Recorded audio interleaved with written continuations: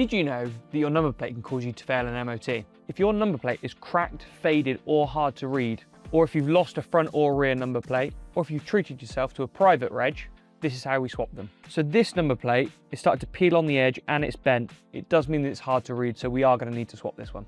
So these screws are massively corroded, so what we'll probably do is, rather than have to drill the new number plate and use more screws, we will use sticky pads.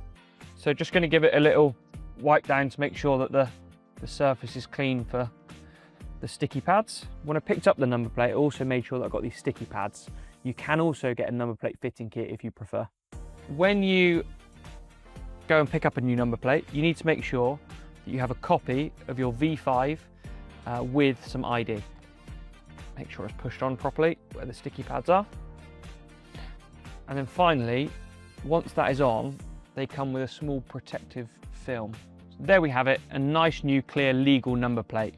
If you require a new number plate, make sure you take your V5 document and ID to a Euro Car Parts store today.